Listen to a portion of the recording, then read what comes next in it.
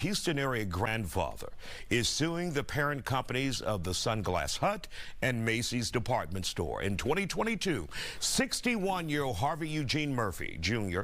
was arrested, taken to jail, and raped in jail. He was there for a crime he says he did not commit. Here's more background. On January 22nd, 2022, this Sunglass Hut on West Gray in Houston was robbed by two armed men.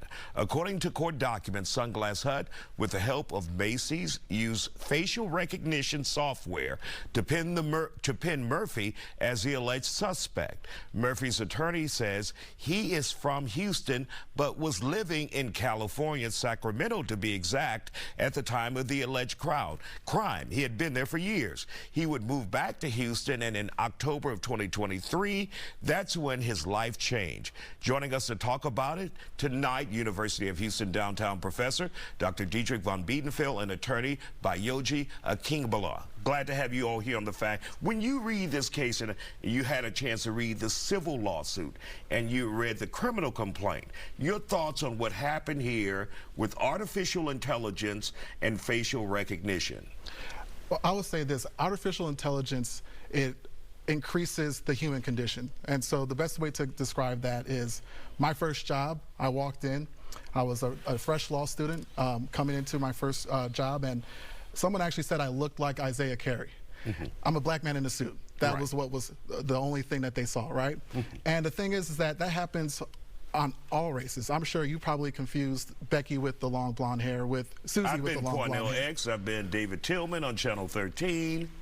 Right, so that's called other race effect. What happens is we have a difficulty recognizing people in other races. That you say something such as all blank people look alike. It's something that we all do. It's not necessarily racist, it's an implicit bias. And so just like God is we are created in his image, right? So are people that create things. The things that they create are created in their image. So when you look at the tech industry, who is in the tech industry? It's usually white men in the tech industry. So their biases are now codified in the programs that they make.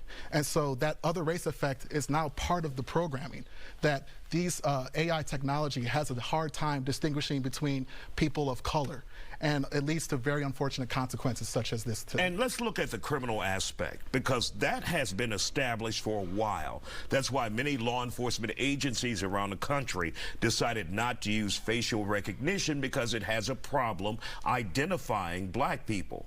But we allowed some investigators from private companies to use artificial intelligence, facial recognition, and they provided it to law enforcement here in Houston, and they ran with it.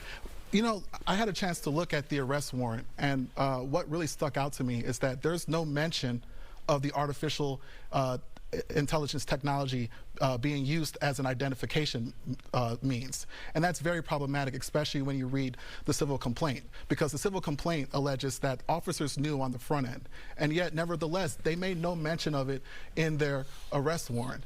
And that's going to lead to consequences such as these, because the judge who's signing off on that arrest warrant needs to get accurate information. And so if the judge assumes that someone identified a photo lineup. Exactly. That's the assumption that was made. But there was no indication to that judge signing that arrest warrant that that photo lineup actually relied on artificial intelligence. That might tip the difference as to whether or not probable cause has been established in a case. And of course, Dr. von Biedenfeld, we have talked about before here, and there's been reports and research, artificial intelligence, facial recognition is flawed, especially when it comes to people of color. I absolutely agree with the prior comments, because there is a note of bias, and because we can only see the world through our lens, we tend to program, create our artistry. The various images of Jesus at different churches are going to reflect that local community, whether it's Norwegian or African American.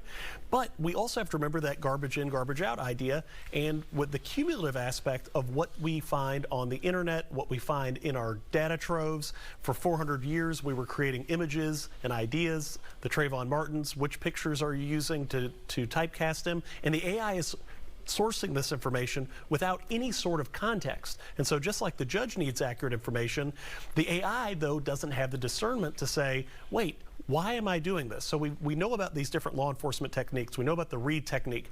And Stephen R. Covey's Begin with the End in Mind. What is our purpose? The purpose is to extract a confession, not to find the truth. So in our justice system, are we trying to find the truth, or are we trying to incarcerate people and close cases? And so when law enforcement may take one of these ideas, when they look to psychics, if you look to the ancient sciences of phrenology, oh, you've got a big head or small ears, guess what? You're probably more prone to criminality. When we look at Lombroso and some of those ideas of criminal atavism, those techniques and scientific aspects still persist today in how we perceive, and all of that information is taken in by the AI without the cultural construct. And really quick, you said $10 million is too low for this in our last 10 seconds we have. Absolutely. I wonder if this is for a quick settlement, because there are a dozen people and agencies that should probably be included in this, and I defer to the criminal defense attorney, because that amount for those damages is low. You got a pregnant woman accused of carjacking, you've got the Chicago incident with Williams and the algorithm finding the shooting. 10 million, go way higher.